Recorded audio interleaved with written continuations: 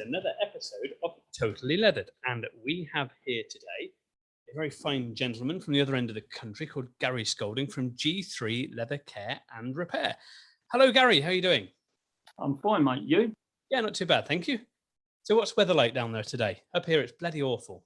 Yeah, it's not much better here, as you can probably see out the window. It's a little bit dull and grey, and yeah, it's been a bit like that all day. Beautiful yesterday, and then like that today. So Yeah, it was not too bad yesterday, but it was okay this morning for a few hours, and then the rain set in. So it's not really rain, it's mist. So which I'd rather it rain, because you get wetter when it's misty than you do when it's rain. Yeah.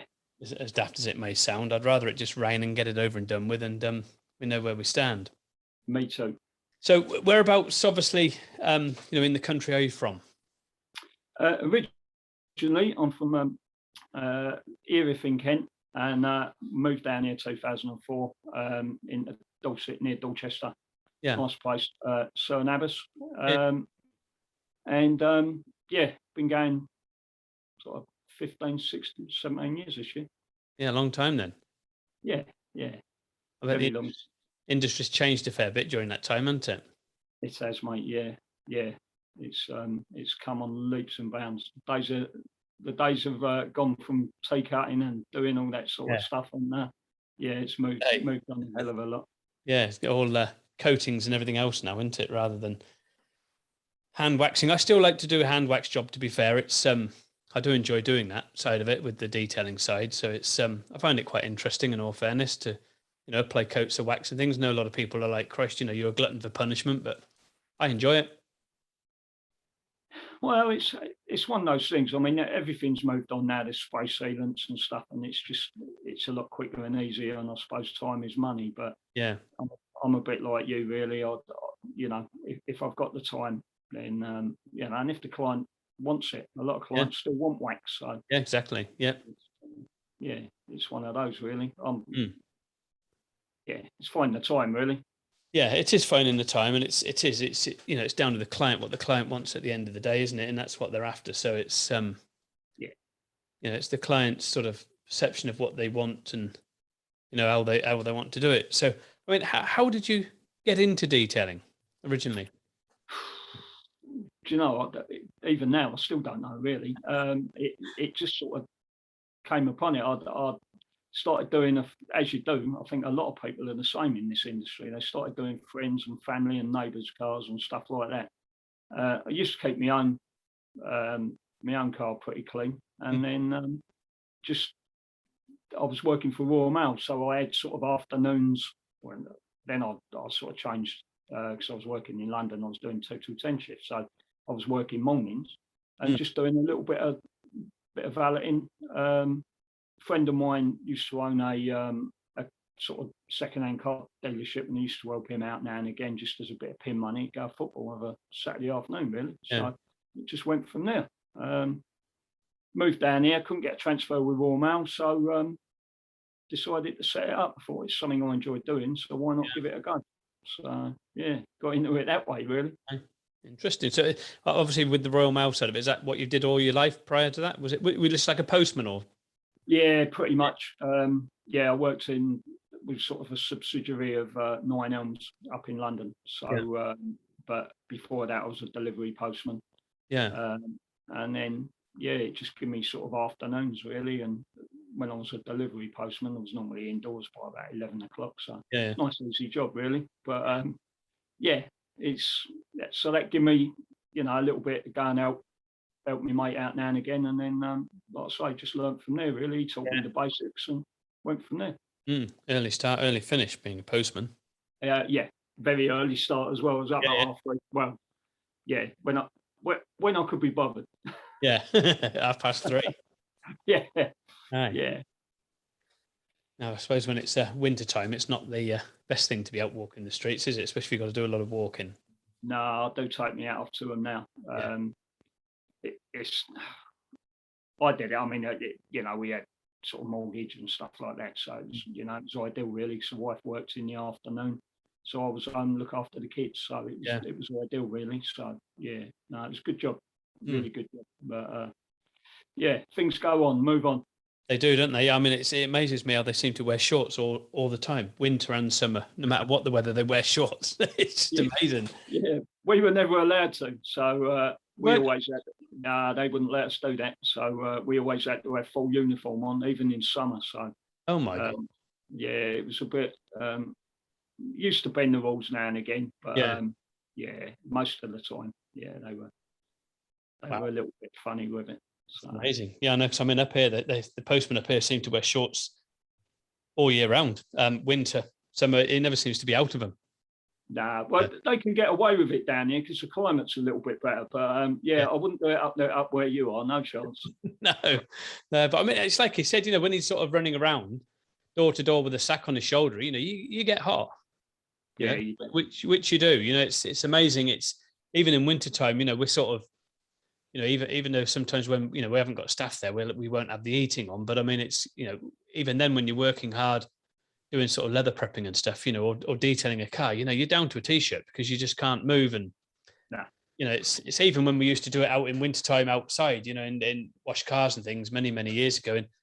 And Cameron would always be like, "Why the hell have you not got a jacket on? It's impossible to try to wash a car with a jacket on. You can't move, and you arms over the car, and it's getting soaking wet, and then you ruin it for the rest of the day. And you've been there, done it. You're Yeah, almost sleeves it's rolled up. yeah, you ideally you. I mean, I see some of them out in all weather gear, and I just think you can't. I don't know how they do it. Postman and valeters, so it's hard work really. Both jobs really are. You're out in all weathers. Hmm. Obviously, you can't do some of the detailing in the in the heavy rain, but at the same time, Yep. sometimes you've got to be out there washing and stuff, and Yeah. and when it's 2-3 degrees, and you're sort of umming and ahhing and trying to get the client, they want their car doing, and it's 2 or 3 degrees, and you're trying to explain that it's too cold, and Yeah. they're not interested. All they want is their car clean. So Exactly. it's an headache, mate. Yep. As soon as it's done, 20 minutes later, they're down the road and it's dirty again. Yeah, exactly. Yeah. Sacrilege, isn't it? You spend all that time busting your whatnots, and it's all gone in a flash. Well, it seems to happen down here because it's all, you're right out in the sticks. So Yeah. it's Very countryside. Yeah. farms everywhere, and cars down the state. When my parents moved down here first, and they tell me dad's car and get it looking really nice, and then I'd see him 2 days later, 3 days later, or something, and it's like, how's your car so dirty? I just don't get it. And you Yeah. you wait till you move down here, and then obviously when I did, I'll see it. And having a black van as well, worst nightmare, absolute nightmare. Don't know why I bothered, but I was warned. A few people warned me, but did I listen? But it's they're nice when they're clean, and it's just keeping them clean. That's the thing with it. It's like I've got the white T6 now. To be fair, white always seems to be a very good color to not show up dirt, and I think that's maybe why a lot of white van men have them. But silver's another good one. I've had silver vans before, and like the big Nissan we had. I mean, that was a good van. I mean, it would because it's silver, and obviously dirt is sort of like a grey color anyway. From like road film, it very rarely showed the dirt up. So it's quite a good advantage to it from that side of it. Definitely. Yeah. So it was quite a good advantage to it. So obviously, what sort of things do you sort of do, with the detailing side? And are you looking at sort of getting out of the detailing side and going into other things? Yeah, I am really. And to be fair, there's been a couple of people that I'm friendly with, in our industry, that sort of valeting and detailing. I think they've sort of got to the end of their tether with it sometimes, and I think there's a few people leaving and some good people as well. And there's been a few leave over the years, and it is hard work. There's no doubt about it. I've done it 17 years, 18 years, and there's people that have done it far longer than me. Yeah. And I'll take me out off to them people. I've sort of got to where I want to do something else. Yeah. And just diversify really a little bit, and maybe get into the leather side of it, which obviously I come up to you last year. It was around about this time actually, and so very kindly trained me, very patient with me, and it's so I'm looking to get into that more now. That's what I'd like to do, but at the moment, it's sort of a 50-50 split at the moment. Yeah. And is that, have you sort of been pushing the leather side of it, or is that just sort of general customers you've already got that's inquired? Yeah, I've put the feelers out, and a lot of them have sort of said, oh, there's sofas and there's armchairs and there's Yeah. bits and pieces, there's seats in the car and stuff like that. So, and obviously doing the training, it's given me the confidence to tackle it. You can buy the touch-up pens and you can buy the kits and stuff like that, but and they are good. Don't get me wrong, they are good, but when you haven't got the confidence to do something like that, and then and that's where the course came in really, because it did give me the it shows you the correct procedures, then you can get on and do it without worrying too much about messing it up really. That's it. I mean, it's like with anything, it's do it. That's what I love about the leather. If it goes wrong, you can correct it. Whereas if you're sort of like a car painter, if it goes wrong, you've got to strip the whole damn thing. It's a much more of a sort of bore, like, it's like if you're detailing and you go through the paint, for argument's sake, it's a paint job. Whereas at least if you're doing something with leather and you think, well, that doesn't look very good, just simply prep it again and start all over. It is as simple as that. If you think, well, that looks like a bad job, I'll strip it and start again. It's whereas with the detailing side, as I say, if you go through the paint, you've had it, you're into mega expense, body shops and everything else, and then trying to explain that to the customer. And whereas, doing the leather side of it, if it goes wrong, you start all over. The customer doesn't even see that side of it. It's that's what I love about the leather industry, because it's, you are your own critique as well with you working on your own, and you are your own sort of quality control with it. And that's the good thing with it. You sometimes that sort of quality controller in you can be a little bit too much. There's only certain things, obviously leather's natural. So, I mean, you can't create perfection with a natural product. It's the same as someone that's had plastic surgery. You can always tell they've had it. And the same with leather. You will always tell if something's been repaired. You'll tell it's been repaired, because it's anybody that tells you won't, then in my opinion, they're lying, because you will always see that repair. Very, very simple, because it's a natural product at the end of the day, isn't it? Yeah, it is. And again, getting back to what you're saying about being your own critique, I'm the world's worst enemy, really, where that's concerned, because I can do it and I think that don't look right, and I can do it again and do it again. Not that I've had to do that, but it is. I've been fairly fortunate, and same with the valeting and detailing. Really, it's a lot of people say, well, you've got to have that eye for detail, really. Yeah. And I think for a lot of people just starting out, they need that. I think I don't know whether it's something you can learn or whether it's just naturally there. I do not know, but I think we all we all have an idea of what we think we'd settle for. And 99.9% of clients, they're happy. Yeah. But it's just pleasing those 0.1% that really are picky and fussy. And, you'll always get them. I mean, we get them. It's it's something that it's just life. Unfortunately, there's always going to be a percentage of people that aren't. I think it's maybe. I don't know whether it's because they're picky. I think it's maybe their expectation is just, and that isn't just sort of being rude, but it's maybe through lack of understanding of the actual products, of what is possible to be achieved and what isn't possible to be achieved. And I think it's sometimes where they've sort of seen things on the internet, seen people say, you can do all this, make it all invisible, make it look like a brand new piece of leather again. And they've got that stuck in their head, and that's exactly what they're going to expect. Even no matter how much you've explained to them that isn't possible, that's exactly what they're expecting from you. Yeah. No matter what, how you sort of sort of manage the customer's expectations, they'll still expect that perfection because they've seen it on the internet. Yeah, I think that's a lot of.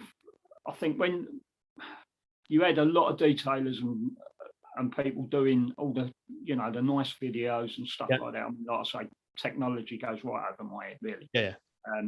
But when they see that and they're nice and carefully edited and stuff like that, and there's some people out there doing outstanding work. I mean, some Yeah. seriously outstanding work. Mm. And when you look at them kind of people, when you're trying to aspire to that. If you're new to the business, you're looking at that and you're kind of in awe of them, really. Yeah. But it's, there's only very few people that probably will get to that level. And it's the same with the leather, really. It's Yep. exactly the same. Like you say, it's a natural product. Yep. You're trying to get it as best you can that satisfies the customer and yourself. And it's a bit of a balancing act, really. And it's tough. It is tough.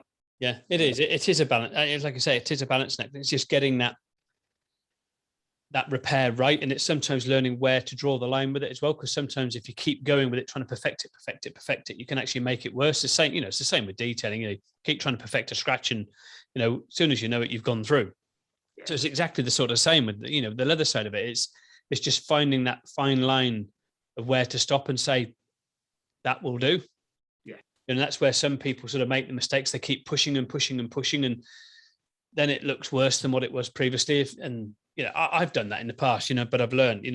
I've sort of thought, right, I've got to get that perfected and keep going and keep going and keep going. Before I know it, it's like, yep, we're stripping it all off and starting again. And it just happens. It's just striving for that 100% perfection when you got to learn that you're never going to get it. And you won't. I don't care who you are.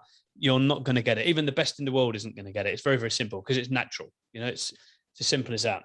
And, you can just do the best that you can do to your abilities. And that's, so we tell the client, we'll just do the best of our abilities. It's very, very simple. Well, I mean, at the end of the day, they've obviously called you in to do a job, and It's probably a million times better than what they would do. Yep. So from that perspective, you understand it, but again, it is managing your own expectations, because you do what I've always been the same with the valeting and the detailing. You're always striving to get better and better and better and better, and you're trying to get that 100%. And pretty much you've got to settle for 95, 97, whatever the number be. You're never going to get 100% perfection, and but if you can get as close to it as you can, happy day. Yeah, definitely. It's getting there. That's the trouble. It takes years, and it does take time. It's one of those things. Everything takes time. Unfortunately, it can't be just you can't just sort of learn everything within like a couple of days. It's an ongoing sort of thing. And that's where the support system comes in, and and sort of pride ourselves on that sort of side of it. Is to offer that support and backup and package that's there. That's available, and that I think is a very invaluable piece of resource to anybody that's starting out. Is it's helping them have that confidence, knowing that somebody else is behind them at all times if they get stuck. And I think no matter what that industry is, it's having somebody behind you that's going to help you if you get stuck. No matter whether you're doing leather or whether you're pulling up daffodils in a field, it doesn't matter. You still got to have a skill to how to do that job properly, and you've got someone there that can back you up. That's the main thing, which gives everybody confidence, and I think that's what a lot of people lack is that confidence, just building on that confidence to do it. And I think, that once people have got that confidence built, that they're flying away with it, and it's just getting it built for them.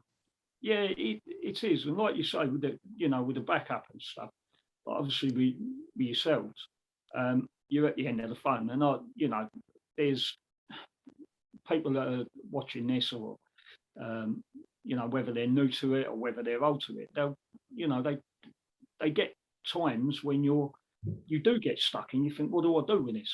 And I've pestered you, I've pestered Carolyn, I've just pestered the hell out of you, really. But it doesn't matter what time of day or evening or whatever, you're there. And that's what you need. You do need that, and it is again building confidence. I mean, so with the rooms we're in, some of the little Facebook rooms we're in, you're looking at some of the work people are knocking out, and it's outstanding. But they're not afraid to ask if there's something that they're not sure of. Yeah, exactly. Yeah, some of them are, as you say, putting up some really good work, and they're still not frightened to ask. And that's the beauty of it. And at the end of the day, we're all human. And we make mistakes, and we just got to get on with them and learn from them and correct them. It's as simple as that. Yeah, It, yeah. it's that easy. It may sound easy, but it is that easy. You just got to get on with them and correct them. So, I mean, with the leather side of it, what was it that actually made you want to sort of get into that side of it? It's you had to ask that question. Um, Yeah. I, do you know? I was again. I probably don't really know. Obviously, you do the valeting and you do the detailing side of Yeah. it, and then you're cleaning everything and you're making everything look as good as it can be. But you'll have a scuff there, or there'll be, there's something that's just not quite right. There might be a stain or a blemish, and I just thought, well, why couldn't I try and learn that? Mm. I can incorporate it into the detail. And obviously, I'm on Facebook as you do with a business, and you're trying to promote your business, and then a few people were sort of coming up, and your name kept coming up. And I thought, do you know something? There's something that I really wouldn't mind adding to the arsenal, Mm. and other football teams are available as well. But Yeah. it's it's one of those things that I just thought, why not? You know, it, I've kind of always wanted to do it, Yep. even when I was working as a postman. I've Mm. always been sort of interested in it, and I've watched videos on YouTube and stuff like that, and I don't know, it's just one of those things that just intrigued me, I guess. Mm. It is an intriguing business, the way you can transform something. I mean, I think that it's much more of a transformation with the leather than it is with a car. Yeah, you can get a pink car and you can make it red again. And you can have a really crappy interior and make it look absolutely stunning, by shampooing the carpets or the fabric seats or whatever and deep cleaning it. Whereas with the leather, you've got something it's stiff, it's brittle, it's got holes in it, it's got cracks in it, it's so dry, you can touch it with your hand, and if you push too hard, you're going to go through it and ruin it. And then you can transform that into this almost living thing again that's soft and supple and looks superb. You get self-satisfaction, even if the customer isn't blown away. I'm always blown away with the results, and it's because it's like, I actually did that. Yeah. I transformed that, and that's like, even I didn't think that was going to be possible. And I'm like, wow, I've managed to do that, and it's, you almost get that self sort of pat on the back, because you've done that and achieved those results, and you're watching it come alive, as you're doing it.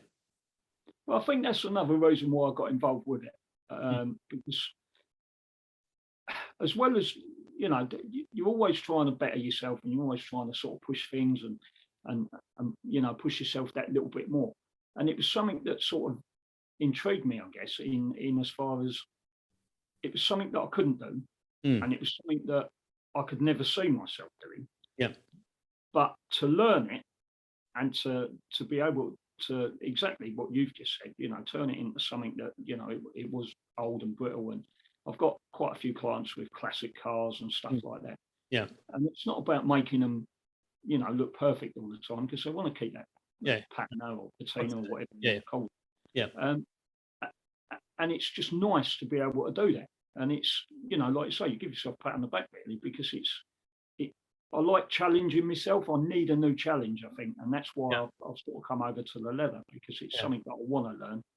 It's something that I'm, passionate about, a bit like you, really. Yeah. And, I want to be good at it. Yep. Whether I am or not is a different kettle of fish, but it's something that, I want to test myself, really. And, I think it's one of those things, you'll get better and better. That's the thing with it. And and you may always think, I'm not good enough, but yet you've got 10 times better than when you started, and you might still think that's where the critique comes in. And it's like, I'm still not good enough, but you're probably 10 times better than when you began, and that's the problem with it. And it's, there's certain things I do, and I think I wish I was better at doing that. But then I look back at what I was doing 10 years ago, and I'm thinking, I wouldn't ever have even dreamed of touching that. Whereas now I'll do it, and I'm thinking now, I wish I was better than that now. Whereas before, I just wouldn't have done it or gone near it. It would have been, nah, it's impossible. You can't do that. But it's because you get intrigued and you want to do it, and you think, well, it's got to be transformed. You can do that, and that's where that sort of inner thing of being very intrigued with it all as to what can I transform and what can't I, sort of starts to take a hold. And that's the beauty of the job. And it's the thing is, everything's different. Every seat's different. Every jacket's different. Every sofa's different. They all have different marks. You can get 10 DFS sofas, same brand, same color. Every single one of them would be totally different form of cleaning and restoration because they'll all have different wear marks.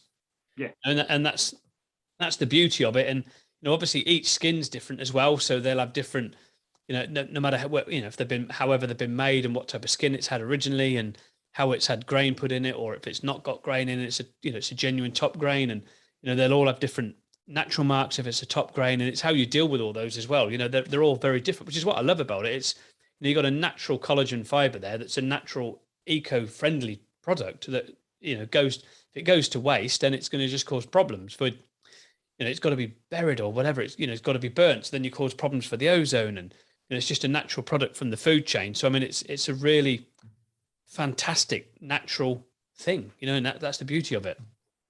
Yeah, it is. And, I think people forget that really. People just jump in and out of a car seat, and they, most people you talk to, they don't realise that they need feeding. They need, they need quite a bit of care. Yeah, exactly. But again, at the same time, because you're the one doing that and you're advising the client and you're saying to them, look, it does need this periodically and it does need that, and we can put this on it to protect it and make it last longer. Oh, there's and there, exactly what you were saying. No two jobs are the same. Exactly. You can turn up and do a valeting job, and that's no detriment to to the profession, because it's it's looked after me for the last 17-18 years. Yep. But you kind of get in that zone where you just turn up and it's kind of, you're almost on autopilot. Yeah. Yep. And you know what you're doing. You can do it day in, day out. You've got a set standard. That's good for 99.9% of people. And whereas this really does test you, and that's what I like about it. There's so many different variables in it. People think you just turn up and maybe do this and do that, and just put a bit of coating on it, or but it's really not like that. And it's it's just that's what I love about it. Well, yeah, I mean, you could have a driver's seat and a passenger seat wanting two totally different forms of restoration, but still want the same result at the end of it, and it's got to be dealt with differently. One could be dried out and cracked, and the other could just want a little bit of of rejuvenation to the color to it. But again, it's the client wants the same result, wants the seats to look the same, but they're two totally different forms of restoration on them. Yeah. And it's not like you can sort of, get a car and say, oh, that half's got to be machined and that half hasn't, because you're going to see the difference. That's the thing. So you can't do that. You've got to do the whole thing all the way around, or you don't do it at all. Well, I've done, again, I've done a few where I did a BMW a while back. That was someone had bought it, and someone had a go at recolouring it.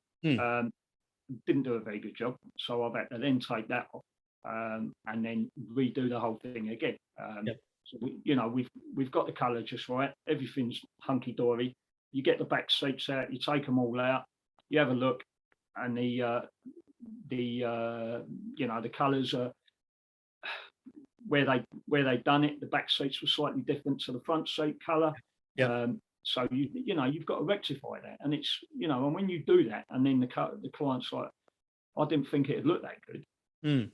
Then, like you say, it is a big pat on the back for yourself. Really. It's nice. That's it. Yeah, especially when the client turns around and says that, I never believed you could make it look that good. You can almost sort of stand there with that nice sort of smug smile on your face, thinking, yeah, that's what I do it for. Yeah, that's what I want. Yeah, it's true. And anyone coming into doing it, and anyone that thinks that they can't do it, then I'm one of those people. I always used to be one of those. I'll never be able to do that type. Now I'm doing it, and it's it's great. I love it. So I mean, if anybody's sort of wanting to obviously enter the industry, doing leather repairs, what sort of advice could you give them to do if they've never done it before? What sort of things could you advise them to sort of take up and do? Well, firstly, I'd say get in touch with yourselves, because first class training, absolutely. Loved every minute of it up there, I have to say. So And I'm not just saying that because you're there. Genuinely, you couldn't ask for anyone better to train you. Thank you. Um, Try our and best always. well, you do, and again, it goes back to the backup thing. If if you're stuck, give Richard a call. He's there pretty much day and night. I wouldn't advise phone you at 3 a.m, but yeah, you know. But although you're normally up by then, so. Yeah. But yeah, I'd certainly, get in touch with yourselves, and just have a look and see, give it a go and see, add it to your arsenal, really. Certainly, if you're a valet or a detailer, it's definitely worth doing. And yeah, just have a look at it and go for it. Really, it's just. Yeah. But the only one thing I can say is just give you a shout, because your enthusiasm for it. Yep. That's kind of what got me going, really, Yeah. because it does, and it's. That's why we did things like this with the podcast. It's just having that enthusiasm for the industry, and it's trying to help people. Which is what we believe in doing. It's just trying to help people to get as much free publicity as they possibly can. And that's one of the reasons why we did the podcast shows. And it's, we don't earn anything from it. It's cost me money, obviously, to set up, but I absolutely love what I do, and I love doing it. And it's, and again, here we are today, Bank Holiday Monday. You're here, I'm here, 7:30, 8 o'clock at night, whatever we are now, 8:10, and we're doing a podcast, and that's what I love doing. It's just helping people, and again, it helps give people confidence, because I mean, the amount of people that come on the podcast and various things, and they're like, Christ, I've never done this before. I'm going to be nervous as anything. And like I was saying, you're just talking to your friends. Just regard it as like you're talking to someone on the end of the dog and bone, and that's it. And, and that's what you're doing.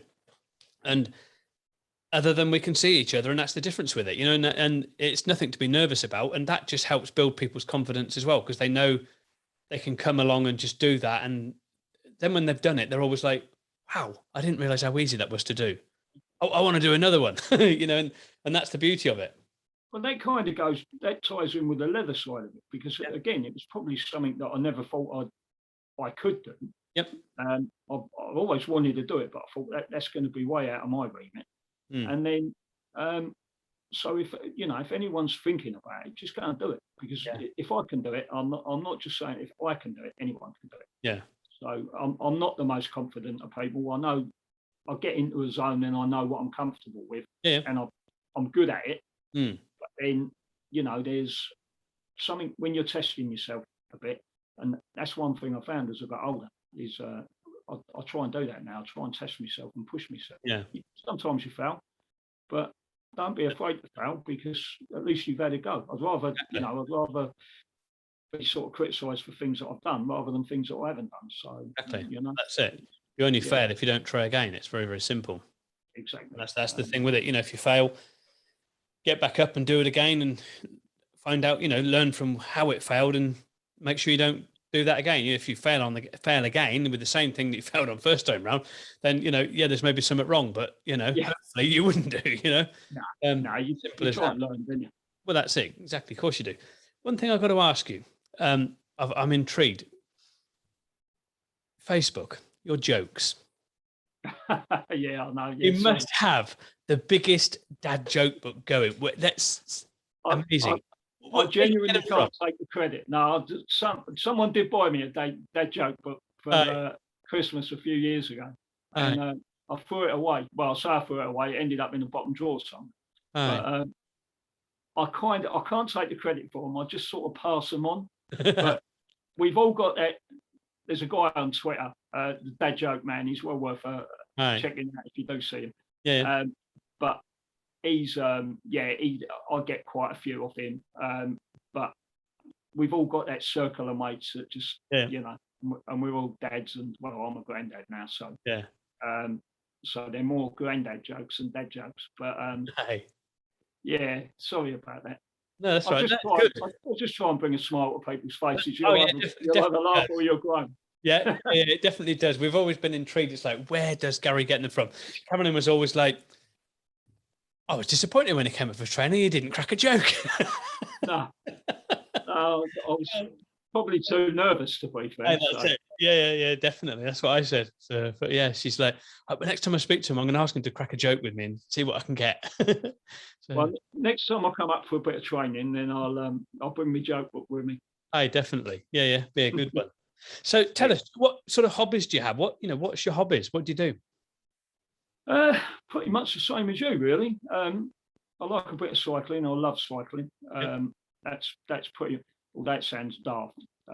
It is my R&R. Yep. Mentally, it just enables me to switch off. Yeah. I like, football. I'm a Charlton fan, so don't criticise me too much because they're poor at the moment. But and I just like spending time with the grandkids. Really, it's just they keep you young. So yeah, but I do love my cycling. I've got to admit. Yeah. And the occasional visit at the pub, obviously, just to sample the London. Yeah, just to sample the local. Yeah, just a bit. Yeah, definitely. Yeah, I mean, I do. I mean, I don't know, there's something about cycling. I know I go out at some of the most weirdest times. I mean, I do that purely and simply because there's not much traffic on the road. Yeah, makes sense. And also with what traffic there is, I can see them coming as long as they've all got their headlights on and they can see me because of obviously the bright lights. And that's one of the reasons why I go out quite early in the morning or late at night, because it's easier to see people. The only disadvantage with that is bloody deer.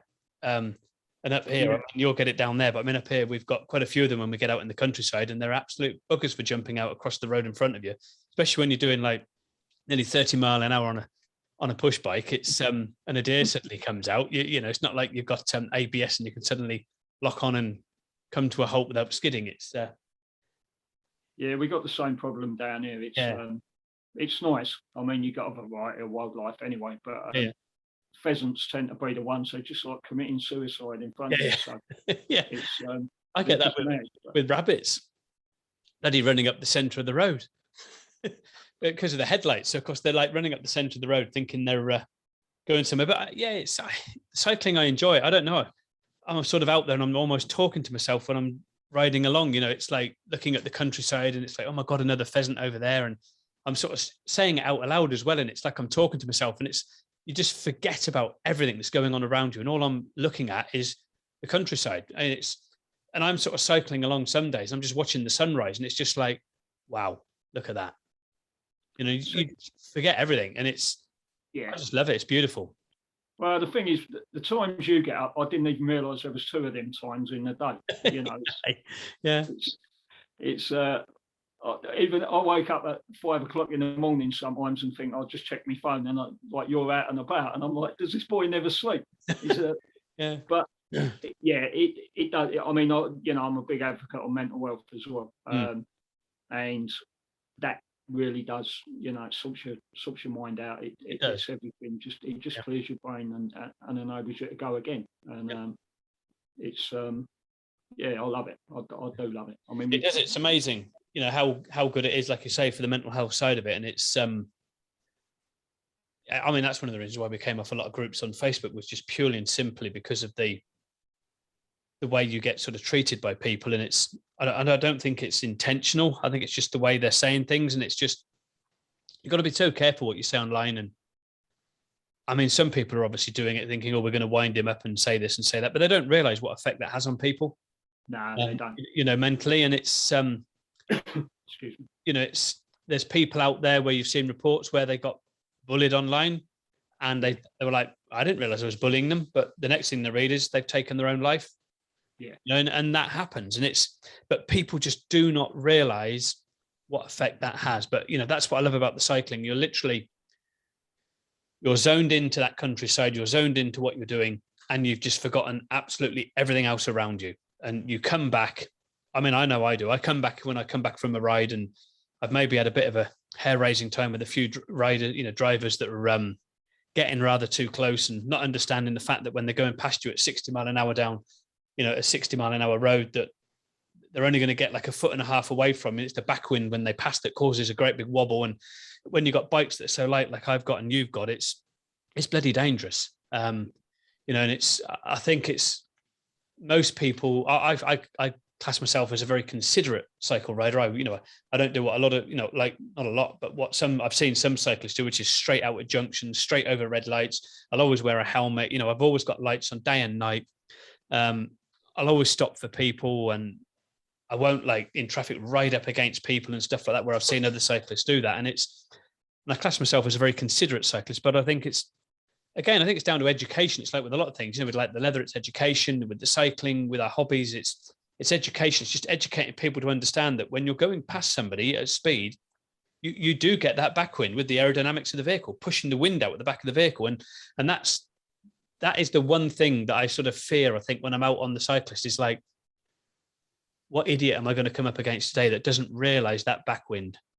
Yeah, it's, I'm not bashing motorists. I'm one myself. I spend most of my life every day and driving around. But exactly, as a cyclist, you are a little bit more considerate. And there's times when you're in a hurry and you're trying to get to a job, and you got them riding 2, 3 abreast in the road. That drives me nuts. Yeah. And I'm certainly not one of those. I try and be as considerate as you can be. Yeah. But again, some people just, they don't care. They just think you're an easy target. Yeah. They're overtaking on blind bends and silliness like that. Yeah. You just don't need it. But getting back to the mental health thing, I mean, you can, for me, it's just something that just clears your mind. It just enables you to just, you got any problems, get out there, do a little bit of exercise, get back, you feel better for it. And not only that, you're doing yourself some good health-wise, and you've got a clear mind, and you can go again. And which sort of, with TACO, obviously you doing that, that's a big thing. Yeah. And it's all good. I think a lot of people, I was always one of them. I always, but pull yourself together. You just chased off. You're not depressed. Yeah. Until it happens to you. Yeah. And I was early 40s when it happened to me. And it knocks you sideways. And it took me 2 years really before I felt half normal again. Yeah. So it's tough. It is tough. And running your own business, yourself. And certainly that's another reason getting out of the valeting and detailing side of it, because you're out in all weathers, and not so much that, but you book a ceramic in or whatever it is, and you've got to cancel it, and and last year it took its toll, and I just thought I'm not really prepared to put myself through it again. Yeah, definitely. It's all good, mate. It's all good. Yeah, I mean, that's one of the reasons why I think every morning every morning I'm down at the beach before I go to work, because I'm down there. I'm actually sat on the beach. It's a bit difficult now because obviously with the way things are changing, with the sun rising a lot later. So by the time we're leaving, the sun's not even up now. But I mean, I sit down there watching some days the fishermen going out, big ships out at sea passing by, and and the odd little boat going by and stuff like that. And it's, I don't know, the waves are just crashing away, and that's all I can hear is just watching the fishermen going out to sea, thinking, what are they going to catch today? What are they going to get in their pots, in their lobster pots or whatever? And just hear the waves crashing, and it just, it just clears your mind, and it just sets me up for the rest of the day. Yeah. And it's just finding that thing. And, it's most mornings I'll be out and doing my old run anyway, before I go to work, or a quick 5 or 6 mile cycle ride or whatever, or both, and then I'm cycle ride on a night time if I can. Yeah. As well. It's how you set yourself up for the day. I mean, I've always, when I worked for Royal Mail, when I was up at Cilia Club, I like me lie-ins now. But it's, if I'm going out, I normally go out evening, and it's, weekends I might go out in the early morning, but it is there. But it's just good for your general well-being, I think. Yeah. And we all need to switch off from time to time. And, that's it. You do. And I mean, it's just, switching off from work now and then is, it is good. And it helps you recharge as well and focus more on the business as well. Or on, even if you haven't got a business, it just helps you focus on your job or your personal life, and it helps you just focus on that to sort of group your train of thought and, move forward with it. Well, we're both blessed, really. We live in beautiful parts of the country. Yeah. And, just enjoy it. Get out there and enjoy Exactly. it. Yeah, definitely. Obviously with your grandkids and things, they'll certainly keep you fit as well, I would imagine. And how Yeah. old are they now? They're both 6, Yeah. so yeah, they're good. We was out down the beach last night actually. We Yeah. went down to watch the sunset. So I took my granddaughter and my daughter. Yeah. So that was quite nice. And there's something about the beach as well with the waves crashing. It's just Yeah. nice and relaxing. But Yep. yeah, they keep you running. They keep you running around I like most grandkids. I love them a bit. Yeah. I would never be without them. I love them. But Yeah. they do tire you out. Yeah. Yeah. Yeah, I'm Well, not as fit as I used to be, despite the cycling. no, I know exactly. Yeah, it's yeah, you soon get tired out when you're chasing kids around and stuff like that. That's for sure. So Yeah, definitely, mate. So obviously with the leather side of it, Yeah.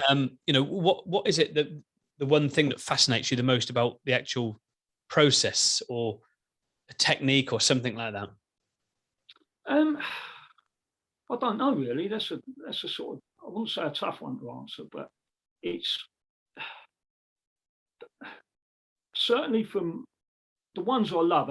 You a bit like you did you did a couple of suits the other week where I think I can't remember what colour they were before, but you turned them into sort of a maroon colour. Yeah, light blue. And, Yeah, yeah, and I just like them sort of jobs really. yeah, There's something about a colour change. The one thing I want to try and get into, and I'm looking forward to doing, is sort of two-tone, yeah, because I haven't done one of them yet. Yeah. And and just working with some of the antique creams as well, because I can't remember who it was, but it was someone in the Facebook group, and he was toying with the idea of, I can't remember his name now, but he had the handbag, yeah, and he was just toying with the creams and just made it just look completely different, really. yeah. Dave, Without, I think that was without changing it too much. yeah, Really. yeah, And so it's them sort of things. They're the things that I want to, sort of get my teeth into. It's colour changes. I like them sort of things. The one thing I must admit is the colour mixing. That is a headache, and I'm getting there slowly. I'm getting there, but it's just the fine tuning. I find that It is. It's just the colour mixing is without doubt the hardest part of the job, and it's something that does require ongoing learning, and sort of training with it. Yeah. And it's just trying to get all that sort of understanding of what the colours can do to each other, rather than sort of, looking at a colour and saying that's brown. It's almost looking at it and saying, I can see violets in there, I can see reds in there, I can see black in there. And that's what you got to look at it and say, and it's not cream. It's like, I can see umbers, red, yellow oxide, whatever. And that's how you got to look at it. Don't look at it as cream. You got to look at it as separate colours. Yeah. I know that's easy to say. And some people can't see that. And sometimes when you put like a piece of colour on the leather that's totally wrong, you can actually see the other colours in the leather once you put another colour on it that's wrong. Yeah. And then it sort of makes them stand out, which is also a great benefit for people as well. And it sort of really helps them understand the colours a little bit better, and makes it sort of stand out. But it is the hardest part of the job. And it's something that we obviously invented the colour app, and scanner for, to sort of try to help people. And, they're not designed with any colour scanner to be 100% perfect. Nah, designed to get you in the ballpark. And it's, once you've got you in the ballpark, you sort of stick with those colours that it's told you to do, just, and adjust it up and down, and that's what you've got to do with it. And it's one of the reasons why we invented it and, brought it into the business, because it was a big investment, but it was a very worthwhile one as well. Some of them you can get perfect, some of them you can't with the scanner. It's just how it is. Yeah, and I think it is again, it's a constant learning process. Anyone thinking they're going to come into it and go, I'm going to be a master after a few attempts. Yeah, no. And again, it's probably like the valeting and detailing, really. But the fact that you have got them things as a backup, you've got the colour cards and you've got the colour scanner, and you can adjust a little bit. And again, I think I had a job the other week where I was doing it was a Jaguar seat, and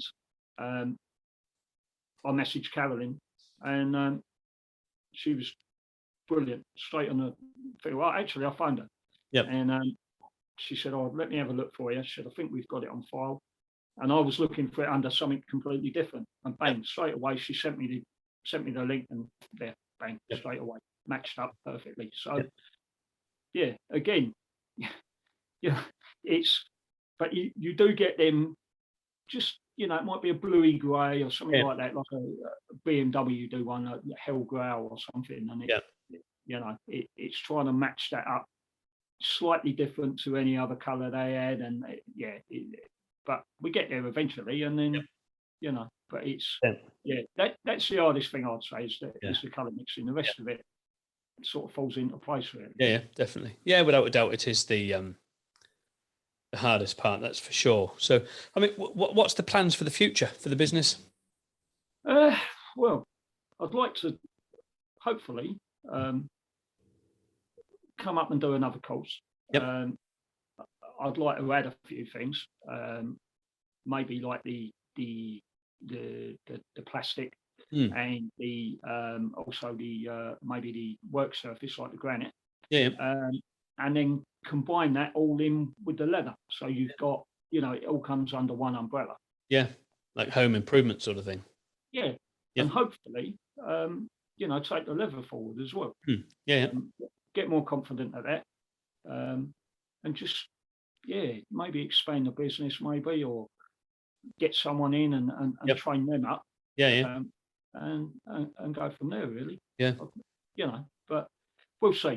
Certainly plenty of call for it down your way, that's for sure, for the leather side of it. It's and obviously things are changing all the time, and newer people are coming. It's like with anything, there's people coming into it as customers all the time, as they're getting older and stuff. And you can't sort of disregard things like the sort of leisure industry. I mean, it's, again, you've got a fantastic catchment for leisure industry down there with the caravans and stuff like that, with your marble and your granite worktops and things like that, and it's and vinyl flooring and things. It's just a fantastic catchment area for that sort of side of it as well, isn't it, to add on to the business, like you say?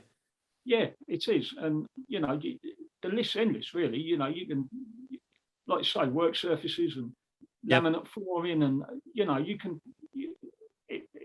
take it as far as you want to really. Yeah, exactly. And again, it'll be a challenge, and it'll be something that I look forward to. And and you might be able to show me a few places where they do a nice drop of beer when the next time I'm up. But well, that's it, definitely.